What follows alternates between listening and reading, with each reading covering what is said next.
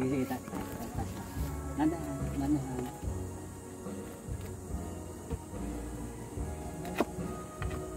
Wala siyang ano. Walang hanin. Pero nila lang. Pero mo nang puno. Okay, balik mo na. Titingnan natin kung yan eh. Ang talagang gagawin natin ay splitting. Sarado ko na po ulit. Ay, sarado mo. Ito, dito muna. Ito, dito. Dito na po. Oo. Tapos? Yan, iangat mo na. Iangat muna.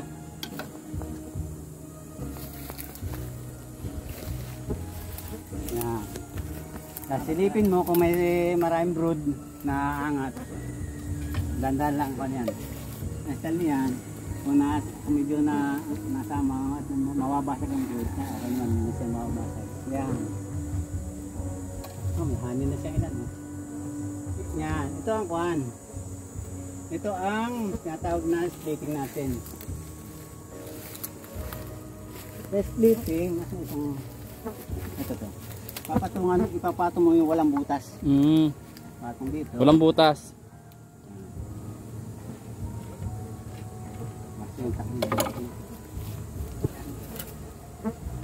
Isa siya. Isa. Dito may isa pa no? Apa. Ang style nito. Patong dito sa butas. Pag ganon. Laging nasa baba yung butas. Iba naman sa iba. Ito for demo lang ha. Actually, ito babalik natin mamaya. Tapos iangat mo na ito. Di ba pinangat ko siya kanina. Yan. Tanggal na.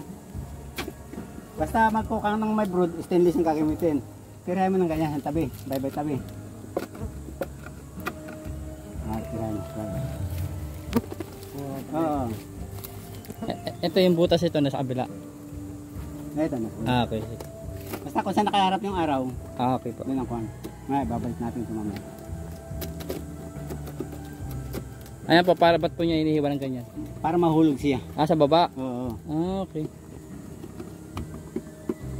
Wala pala laging nasa butas yung ano.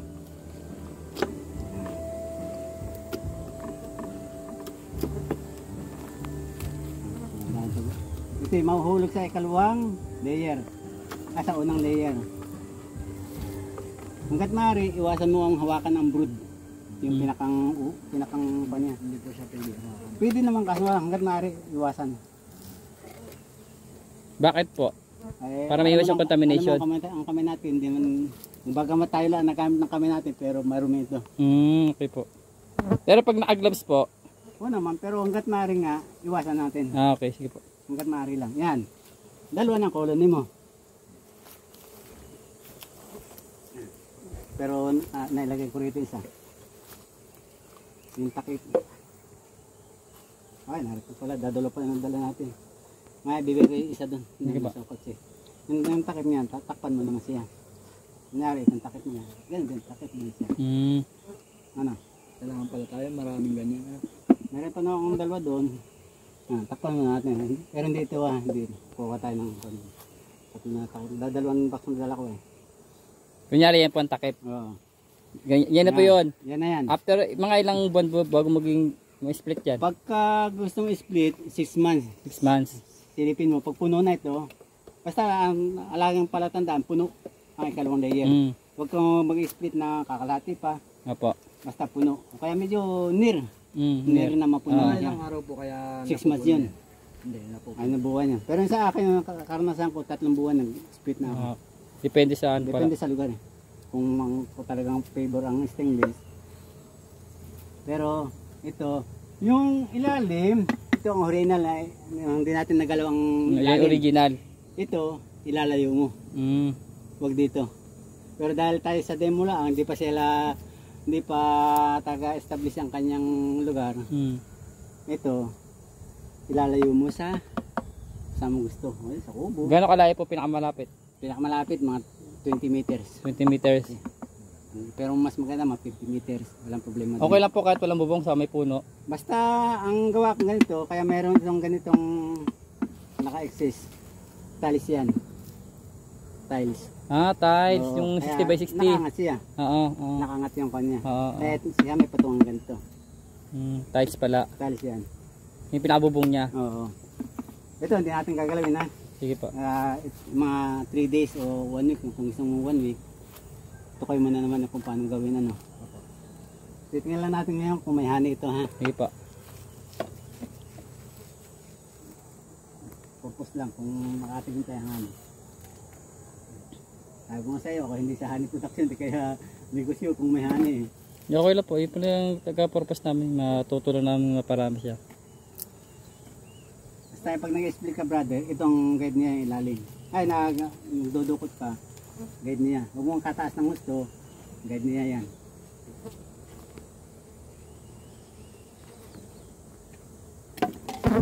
Tingnan natin kung mahani siya.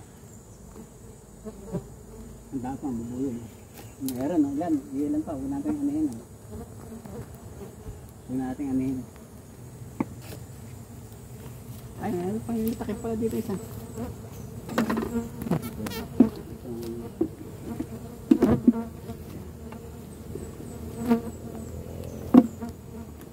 Okay.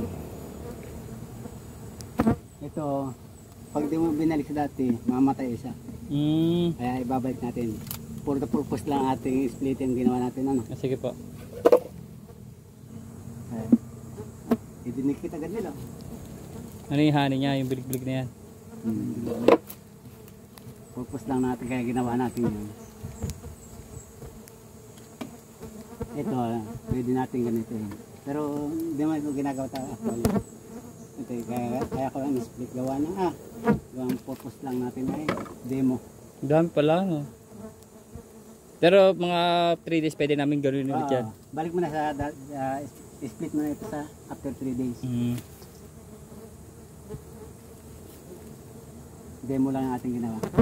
Kasi hindi pa establish yung kanyang lugar. Hindi pa gano'n, pupunta rito, dalawa tayo. Tapos ayusin natin yung mga gamit-damit natin. Mga 3 days. Ingatan mo rin dahil ito yung nabuksan natin eh. Pero maghapon silyado na ito. Hanggang hapon lang. No, kasi establish na isang colony na siya. Basta kung saan, alam mo, nanggawa siya ng daan dito. Pabayaan na ninyo. Kung saan siya pabor na dumaan. Pero kalimitan nga, nilagay ko ng tape para doon sa butas lang. Pero nagkataon, siya gumawa ng daan dito. Pabayaan na ninyo. Okay. Pero kung may tape, talagang dapat isa lang daanan niya.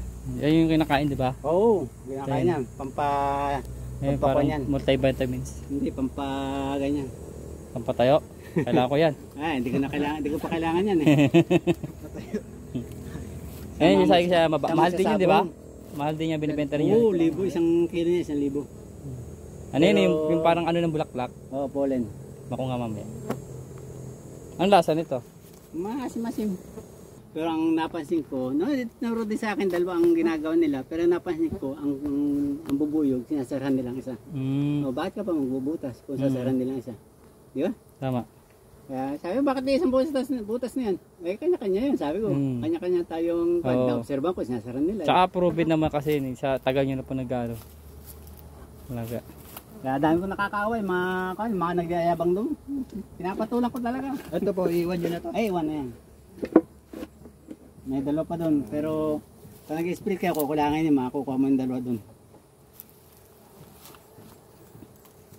Ang kahoy, pag organic ang gagamitin, huwag kayong gagamit ng palong China. Bakit po? Reject sa organic. Okay. Hindi siya. Dahil kasi may gamot na siya, no? Oo. Ito siya, paleta lang siya, pero yung pinaglagyan ng ito sa Bangko Sentral eh, pinagpatungan drum ng pera. Okay. Yun. Pero kung alam mo pinanggalingan ay yung mga sa insecticide, huwag mong gagamitin. Kung maaari, magpakahoy kayo, kung may kahoy kayo, mga santol, o ano, kahit naman sa food, na palagarin nyo, na ang sukat ay, ang putol ng kahoy ay 8 by 10 by 4. 8 by 10 by 4. Dahil sa ito na paleta, di ko na nasunod yung dapat niya. Yan ang standard na sukat niya. Hindi, saan man tayong papatis ng mga ganito kalalapan? Kaya mas nakamura kayo sa paleta. Kasi ang kahoy, magkano kahoy ngayon? Di ba kaya ng power sa yun? Hindi. Kaya ang power sa kaso lang mataklas. Ha? Kaya matatagalan. Mataklas pati. Ah. Pero kung anong power sa Hindi, ibig sabihin medyo mas makapal ng konti, hindi pwede. Hindi ka talaga pwede naman. Pero ang pinakamakapal niyan 3/4. Report. Ito 3/4 to eh. Ito yung uno actually, dahil kininis ko, kapal dahil dyan 3/4 siya. Hindi nila kapal eh. Sa kapal, walang pinag-uusapan na kuan doon, na standard. Ang pinag-uusapan lang Yung ito loob, yung luwang. yung sukat nito. Ito ay 8. Kasi man, dangkal natin 8 saka 10. Kailangan yung, nung unang gawa ko, itong 8 nakapasok dito. Nakapasok sa 10. Pwede naman kayo paglagari ng ganito kagalapan. Kaya kasi ang putol na natin, ang lagari na lang talaga. Pwede. Ganito kahaba. No? Basta tanda 8 by 10 putol ng kahoy, 4 ang lapad. Yung kapal, bahala na kayo kung gusto yung makapal. Uno, pinakamaganda, uno. Pero kung medyo nagtitibid kayo sa kahoy, medya. Noong una, nagbenta ako na nasa 50 bucks eh. Ginawa ko, kalati lang lapad para marami. Kaya, So tayo, direct lecture tayo, ang buhay ng lukot, 21 days lang. 21 days. Oo. Papasin niyo, bakit hindi man nauubos? Yung itlog niya, mapipisa after 6 days. Sa 6 days. Mapipisa na siya, yung mga itlog na rito. Tapos yung continuous ang production ng itlog nila. Ang rena, tuloy-tuloy. Ang rena nito, mapapansin nyo, mahigit ng isa. Mahigit ng dalawa. Okay. Pero yung isa, yung isa lang aktibo talaga doon. Karelyebo lang isa. Oo. Yung reserve yung Reserve pala, reserve. Yung iba namang ginagawa, pinapatay na, halimbawa 5 lumabas na arena, pinapatay nila yung dress. Pero meron silang reserve na isa. In case na mamatay yung mated queen, kasi yung active na queen, in case na mamatay, agad-agad nilang bubuhayin yung Siya parang nila. May vice president. Oo. In case na absent na ang mayor, may vice mayor. Tapos makita mo sa ganito, ito sabi ko sa inyo, brook room. Ito, panapon nito, walang. Pero ang ginagawa namin to, binababad namin ito sa tubig. Po. Pandilig sa halaman. Fertilizer. Napakabisa. Sa inyo ko lang sinabi. Dahil nakita, nag-aalaman tayo. Fertilizer yan. Binababad ito, mga 1 linggo, babad. O kaya kung medyo mayaman-yaman ka, molasses. Fermentation ng molasses. Okay. Pandilig sa halaman. Pero kung wala naman, tubig, 1 linggo sa nakababad, makita mo kulay bronze hanggang dudurugi pa, bababad lang. Babad lang. Babad lang. Tapos nakita mo yung kanina yung pinatong ko rito, yung pinansil natin, yun ang tinatawag na propolis. Yun ang mabenta rin, kaso nga lang hindi na binibenta kasi pag nagkaroon ka ng propolis production, namamatay ang colony. Pag kinukuha mo yung pagkain niya? Hindi nila pagkain yung pangsil nila sa bahay nila. Kasi yung masago, sabi niya ba, ito malakas pagkakitaan. Oo nga, malakas pagkakitaan, patay naman ang colony mo. Okay. Kasi sila ay hanap lagi ng dagta ng halaman. Kaya kung meron kayo dito mga antipolo, mga langka, tagain mo yung puno isang taga. Lalabas ng dagta, no? Pupuntahan nila ito. May mga langka kami kayo, maliliit pa lang. Huwag mo na maliit. Actually, sila ay sa daon kumukuha ng dagta.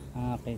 Ay kinakagat lang nila, tapos bahala na silang magdala. Kaya kung malaki na yung langka, o yung antipolo, anything na nagdadagta, nung dalong niya, kung kamansi, ay tagayin nyo, tagay lang. Makakamin nila yun? Oo, kukunin nila yun. Mabilis silang mapuno. Tama-tama, may ano tayo din kamansi.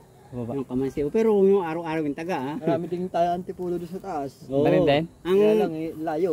Hindi, hanggang 300 meters lang kaya nilang liparin. Kahit 300. Oo. Abot yun. Diyan lang naman sa taas eh. Ayan, abot nila yan. Kukunin nila yan.